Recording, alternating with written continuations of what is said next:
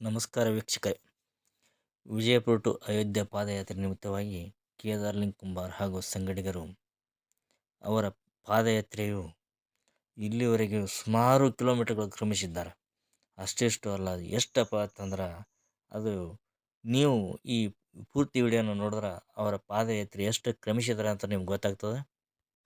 ಕೇದಾರ್ಲಿಂಗ್ ಕುಂಬಾರ್ ಹಾಗೂ ಸಂಗಡಿಗರು ಕರ್ನಾಟಕ ರಾಜ್ಯ ವಿಜಯಪುರ ಜಿಲ್ಲೆ ಸಿಂದಗಿ ತಾಲೂಕಿನಿಂದ ಅವರ ಪಾದಯಾತ್ರೆ ಪ್ರಾರಂಭಗೊಂಡು ಹಾಗೆ ಮಹಾರಾಷ್ಟ್ರ ರಾಜ್ಯದ ಕೆಲವು ಜಿಲ್ಲೆಗಳನ್ನು ಪಾದಯಾತ್ರೆಯನ್ನು ಪೂರೈಸುತ್ತಾ ಇದೇ ತಿಂಗಳು ಜನವರಿ 3ನೇ ತಾರೀಕು 2026 ಇಸ್ವಿಯಲ್ಲಿ ಅವರ ಪಾದಯಾತ್ರೆಯನ್ನು ಪ್ರಾರಂಭಿಸಿದರು.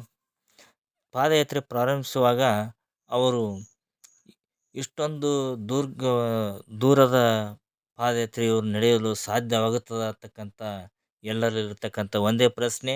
ಇಷ್ಟೊಂದು ದೂರ, ಅದು ಒಂದು 60 kg ಮೂಟೆಯನ್ನು ಹೊತ್ತುಕೊಂಡು ಇವರು ನಡಿಲಿಕ್ಕೆ ಸಾಧ್ಯ ಆಗ್ತದೆ ಅಂಥೇಳಿ $1 ಬಿಲಿಯನ್ ಪ್ರಶ್ನೆಗಳು ಎಲ್ಲರಲ್ಲಿ ಆಗಿತ್ತು. ಆದರೆ ಅವರು ಇಲ್ಲಿವರೆಗೆ 2 ರಾಜ್ಯಗಳ ಪಾದಯಾತ್ರೆ ಮುಗಿಸುವ ಹಂತದಲ್ಲಿದ್ದಾರೆ. ನೀವು ನೋಡ್ಬೋದು, ಇದು ನಾಗ್ಪುರದಿಂದ ಮನ್ಸರ್ ಎಂಬ ನಗರದಲ್ಲಿ ಹೊರಡ್ತಾ ಇದ್ದಾರೆ. ಮನ್ಸರ ಎಂಬ ನಗರವು ಇದು ನಾಗ್ಪುರ ಜಿಲ್ಲೆ ತಾಲೂಕು ಪಟ್ಟಣವಾಗಿದ್ದು, ವೀಕ್ಷಕರೇ, ಕೇದಾರ್ಲಿಂಗ್ ಕುಂಬಾರ್ ಅವರು ಹೋಗುವ ಮುಂಚೆ ಜನಗಳ ಒಂದೇ ಅಭಿಪ್ರಾಯ ಏನು ಹೇಳ್ತಿದ್ದಾರೆ ಅಂತಂದ್ರೆ, ನೀವು ಎಲ್ಲಿವರೆಗೆ ಹೋಗಲು ಸಾಧ್ಯವಾಗ್ತದ ಅಲ್ಲಿಂದ ವಾಪಸ್ ಬಂದುಬಿಡಿ. ಯಾಕಂದರೆ ನಿಮ್ಮ ಪ್ರಯಾಣ ತುಂಬ ದೂರ ಅದ. ಯಾಕಂದರೆ ಅಷ್ಟೊಂದು ದೂರವಾದ ಪ್ರಯಾಣ ನಿಮ್ಮಿಂದ ಕ್ರಮಿಸಲು ಸಾಧ್ಯವಿಲ್ಲ. ನೀವು ಹೋಗ್ತಾ ಇರೋದು 1635 ಕಿಲೋಮೀಟರ್ ಪಾದಯಾತ್ರೆ.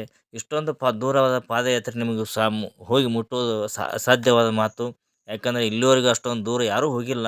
ಅಂಥದ್ದು ನೀವು ಹೋಗ್ತಾ ಇದ್ದೀರ ಅಂತಂದ್ರೆ ಅದು ಸಾಧ್ಯವಿಲ್ಲ ಅನ್ನಿಸ್ತದೆ.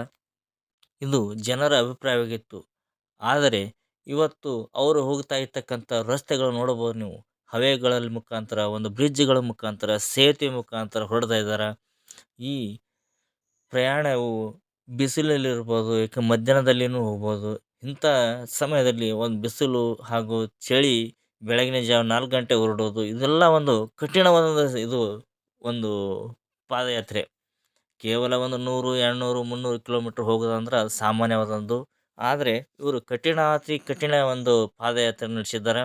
ಅದು ಕೆಲವರು ಪಾದಯಾತ್ರೆಯನ್ನು ಕೇವಲ ಒಂದು ನಡ್ಕೊಂಡು ಹೋಗಿದಾರನ್ನು ಕೇಳಿದ್ದೀವಿ. ಅವರು ಯಾವ ರೀತಿ ಅಂದ್ರೆ ಒಂದು ಖಾಲಿ ಕೈಲಿ ಯಾವುದೇ ಒಂದು ವಸ್ತುವನ್ನು ಹೊತ್ತುಕೊಳ್ಳಾರದೆ ಹೋಗ್ತಿದ್ದಾರೆ ಮುಂಚಿತವಾಗಿ. ಇಲ್ಲಿ ಕೆಲವರು ಮಾಡಿದ್ದಾರೆ. ಹಾಗೆ ಕೆಲವೊಂದು ಬೈಕ್ಗಳ ಮೇಲೆ ಹೋಗೋದನ್ನು ನೋಡಿದ್ದೀವಿ. ಹಾಗೆ ಸೈಕಲ್ಗಳ ಮೇಲೆ ಹೋಗುವುದನ್ನು ನೋಡಿದ್ದೇವೆ. ಇನ್ನು ಕೆಲವರು ಈ ಸ್ಕೆಟಿಂಗ್ ಮುಖಾಂತರ ಭಾರತವನ್ನು ಪಾದಯಾತ್ರೆಯನ್ನು ಮಾಡೋದನ್ನು ನೋಡಿದ್ದೀವಿ. ಆದರೆ ಒಂದು 60 kg ಗೋಧಿ ಮೂಟೆ ಚೀಲವನ್ನು ಹೊತ್ತುಕೊಂಡು ಶ್ರೀರಾಮನಿಗೆ ಒಂದು ಆ ಗೋಧಿ ಮೂಟೆಯನ್ನು ಅರ್ಪಿಸಲೇಬೇಕಂದುಕೊಂಡು ಹೊರಡ್ತಾ ಇರೋದು ಇದೇ ಮೊದಲು, ಇದೇ ಪ್ರಥಮ. ಇದು ಹಾಗೂ ಆಶ್ಚರ್ಯಕರ. ನೀವು ಈ ವಿಡಿಯೋದಲ್ಲಿ ನೋಡ್ಬೋದು, ಒಂದು ಟೋಲ್ ನಾಕಾನ ಕಾಣ್ತಾ ಇದೆ. ಇದು ಟೋಲ್ ನಾಕ ಬಂದು ಇಲ್ಲಿವರೆಗೆ ಕೇದಾರ್ಲಿಂಗ ಕುಂಬಾರ್ ಅವರು ಮಹಾರಾಷ್ಟ್ರ ರಾಜ್ಯವನ್ನು ಪಾದಯಾತ್ರೆಯನ್ನು ಪೂರೈಸಿದ್ದಾನೆ. ಇದು ಬಂದು ಮಧ್ಯಪ್ರದೇಶದಲ್ಲಿ ಬರ್ತಕ್ಕಂಥ ಒಂದು ಟೋಲ್ ನಾಕ ಇದು. ಅಲ್ಲಿ ಟೋಲ್ ನಾಕದಲ್ಲಿ ಇವತ್ತು ಹೊರಡ್ತಾ ಇದ್ದಾನೆ. ಮಧ್ಯಪ್ರದೇಶದಲ್ಲಿ ಒಂದು ಟೋಲ್ ನಾಕ ಅಂದರೆ ಇವನು 2 ರಾಜ್ಯಗಳನ್ನು ಪೂರೈಸಿದಂತಾಗಿದೆ.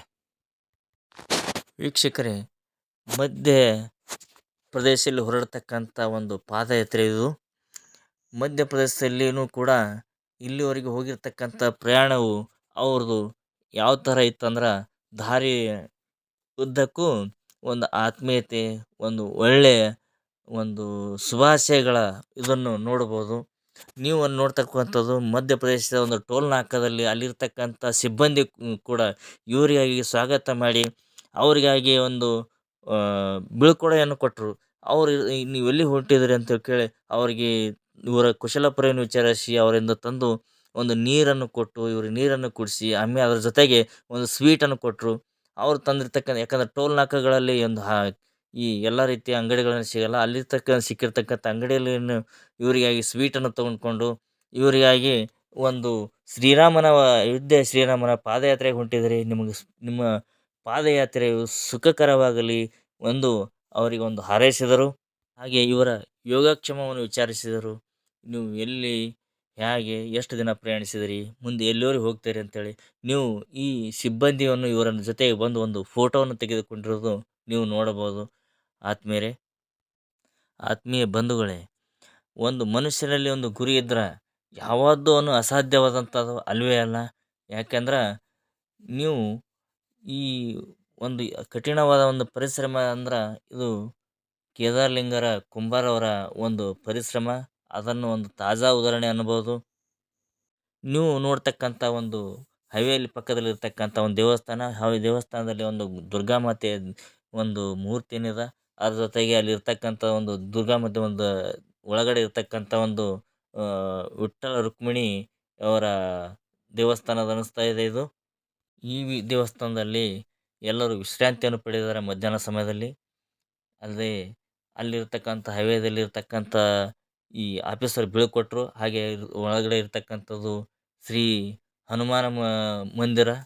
ಒಳಗಡೆ ಎಲ್ಲ ಇರ್ತಕ್ಕಂಥ ಒಂದೇ ದೇವಸ್ಥಾನದಲ್ಲಿ ಹನುಮಾನ ಹಾಗೂ ವಿಠ್ಠಲ ರುಕ್ಮಿಣಿ ಹಾಗೆ ದುರ್ಗಾಮಾತೆ ಎಲ್ಲ ದೇವರನ್ನು ಒಳಗೆ ನೋಡಬಹುದು. ಹಾಗೆ ಅವರು ಒಳಗಡೆ ಗರ್ಭದ ಗುಡಿ ಹೊರಗಡೆ ಆಚೆ ಒಂದು ವಿಶ್ರಾಂತಿ ಪಡೆದಿದ್ದಾರೆ. ಹಾಗೆ ಅವರು ಇರ್ತಕ್ಕಂಥ ಟೋಲ್ ನಾಕಲ್ಲಿ ಕೊಟ್ಟಿರ್ತಕ್ಕಂಥ ಒಂದು ಸ್ವೀಟ್ಸು ಹಾಗೂ ಇನ್ನಿತರ ವಸ್ತುಗಳನ್ನು ತಿನ್ಕೋತ ಕೂತ್ಕೊಂಡಿದ್ದಾರೆ. ಹಾಗೆ ಅಲ್ಲಿಂದ ಮತ್ತೆ ಪೂರೈಸಿಕೊಂಡು ಹಾಗೆ ಮುಂದೆ ಅವನು ಪಾದಯಾತ್ರೆಯನ್ನು ಪ್ರಾರಂಭಿಸಿದರು. ಇವತ್ತು ಮಧ್ಯಪ್ರದೇಶದ ಸಿಯಾನಿ ಎಂಬ ಜಿಲ್ಲೆಯಲ್ಲಿ ವಾಸ್ತವ್ಯ ಹೂಡಲಿದ್ದಾರೆ. ಅದು ಸಿಯಾನಿ ಜಿಲ್ಲೆಯಲ್ಲಿ ಕುರೆ ಎಂಬ ತಾಲೂಕು ಕೇಂದ್ರದಲ್ಲಿ ಇವತ್ತು ರಾತ್ರಿ ಕಳೆಯಲಿದ್ದಾರೆ.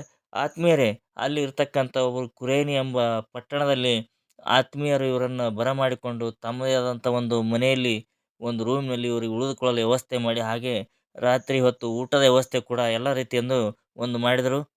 ಕೇವಲ ಕರ್ನಾಟಕದಲ್ಲಿ ಮಾತ್ರ ಆತ್ಮೀಯತೆಯಿಂದ, ಪ್ರೀತಿಯಿಂದ ಬೀಳ್ಕೊಡ್ತಾರ. ಅಲ್ಲಿಂದ ತುಂಬ ಅಲ್ಲೆಲ್ಲ ಹೋಗಿ ಕೆಲವೊಂದು ಅಂದ್ಕೊಂಡ್ರು ಅಲ್ಲಿ ಹೋಗ್ತಕ್ಕಂಥ ಮಧ್ಯಪ್ರದೇಶ ಹೋದ್ರೆ ತುಂಬ ಜನಗಳು ನಿಮ್ಗೆ ತೊಂದರೆ ಇಲ್ಲ. ಆದರೆ ಮಧ್ಯಪ್ರದೇಶದಲ್ಲಿ ಹೋದರೂ ಕೂಡ ಅಲ್ಲಿರ್ತಕ್ಕಂಥ ಜನಗಳು ಅತಿ ಆತ್ಮೀಯದಿಂದ, ಪ್ರೀತಿಯಿಂದ ಬರಮಾಡಿಕೊಂಡು ಊಟ ವ್ಯವಸ್ಥೆಯನ್ನು ರಾತ್ರಿ ಹೊತ್ತು ಊಟದ ವ್ಯವಸ್ಥೆ ಮಾಡು. ಅದು ಊಟದ ಯಾವ ಥರ ಅಂದ್ರೆ ಈ ಸ್ವೀಟ್ಸ್ ಊಟವನ್ನು ಮಾಡಿಸಿದರು. ಹೋಳಿಗೆ ಇನ್ನಿತರ ಈ ಶಿರಾ ಈ ಥರ ಎಲ್ಲ ಊಟನೂ ಮಾಡಿಸಿದ್ರತ್ತ. ಇಷ್ಟೊಂದು ತುಂಬ ಖುಷಿಯಿಂದ ಹೇಳ್ಕೊಂಡ್ರು ಅವರೆಲ್ಲ. ಇಷ್ಟೊಂದು ದೂರ ಬಂದ್ರೆ ಇಲ್ಲಿ ಅಪರಿಚಿತ ಭಾಷೆಯನ್ನು ಬರದಿದ್ದರೂ ಕೂಡ ನಮ್ಮನ್ನು ಆತ್ಮೀಯದಿಂದ ಕರೆದು ಒಂದು ಮಾತನಾಡಿಸಿ ಒಂದು ಇವತ್ತು ರಾತ್ರಿಯಲ್ಲಿ ಉಳಿದುಕೊಳ್ಳಲು ವ್ಯವಸ್ಥೆಯನ್ನು ಮಾಡಿ ಊಟವನ್ನು ಕೊಟ್ಟರು. ಹಾಗೆ ಕೇದಾರಲಿಂಗ ಪ್ರಯಾಣ ಇಲ್ಲಿಯವರೆಗೆ ಸುಮಾರು 804 ಕಿಲೋಮೀಟರ್ ಪ್ರಯಾಣಿಸಿದಂತಾಗಿದೆ ವೀಕ್ಷಕರೇ. ಆದಷ್ಟು ಈ ವಿಡಿಯೋ ಇನ್ನಷ್ಟು ಜನಕ್ಕೆ ಶೇರ್ ಮಾಡಿ.